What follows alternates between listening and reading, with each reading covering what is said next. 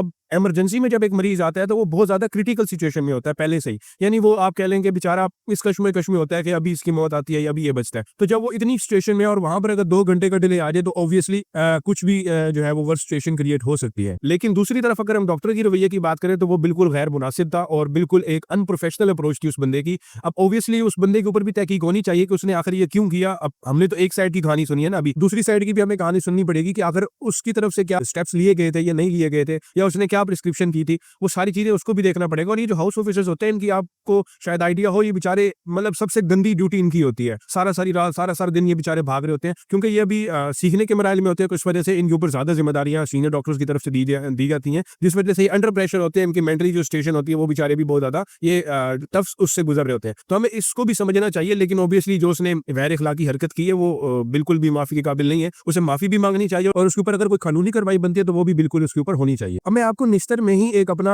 आंखों देखा हाल सुनाता हूँ। निस्तर के अंदर वहां पर इमरजेंसी में आईसीयू में एक पेशेंट दाखिल था। अच्छा, उसके साथ जो अटेंडेंट थे वो कमोबेश आप कह लो कि 30 से 35 जिसमें मर्द और औरतें शामिल थे, बच्चे बूढ़े सब शामिल थे। उस बंदी की अचानक से डेथ हो जाती है और मौके पे मौजूद जितने भी लोग हैं इमरजेंसी पे चढ़ दौड़ते हैं। जितने भी डॉक्टर्स होते हैं गालियां देते हैं उनको, क्या क्या बुरा भला कहते हैं, जोर जोर से दरवाजों पे मारते हैं, लाते हैं गुस्से, जो उनका दिल करता है। जो वहां पे गार्ड खड़ा होता है उसको भी वो गालियां देते हैं माँ बहन की। क्यों? उनकी सिचुएशन ऐसी है क्योंकि उनका पेशेंट की डेथ हो गई है तो जाहिर है उनके हवास में कंट्रोल नहीं है। लेकिन यकीन करें वहां जितने भी डॉक्टर्स थे, चाहे कोई सीनियर था चाहे कोई जूनियर, वो चुप करके खड़ा था। उसने कोई बदतमीजी नहीं की, कोई बात नहीं की। वो बस रिक्वेस्ट करते रहे कि आप जो है वो इस प्रॉपर्टी को डैमेज ना करें, जो हमारा काम है उसमें डिस्टर्बेंस ना करें। और जो वहां पे गार्ड थे उन्होंने भी कोई बदतमीजी नहीं की। इवन उन्होंने बस जो अस्पताल कमला था उसको बुलाया, जो पुलिस सिक्योरिटी होती है अपनी सिक्योरिटी के लिए उनको बुलाया, और उन्होंने भी उनको प्यार मोहब्बत से वहां से कहा कि आप अपनी जो मैयत है उसको लेकर आप यहाँ से जाए और बाद में अपनी कंप्लेन जो है वो एमएस या डीएमएस के पास आप करवा सकते हैं। और ये भी हकीकत है कि जो सरकारी अस्पताल है ये इतने ज्यादा ओवर क्राउडेड है, और खासकर निश्चित अस्पताल, इस पे भी काम होना चाहिए क्योंकि पूरे जनूबी पंजाब में आप देखो तो एक ही अस्पताल है जिसके ऊपर सारा बर्डन आता है इस बेल्ट का। और जाहिर है जब इतने ज्यादा लोग एक ही अस्पताल में आ रहे होंगे तो वहां पर देर सवेर और ये चीजें चल रही होती हैं। तो इसकी पूरी तहकीक होनी चाहिए कि आखिर ये सिचुएशन इतनी ज्यादा एस्केलेट क्यों हुई।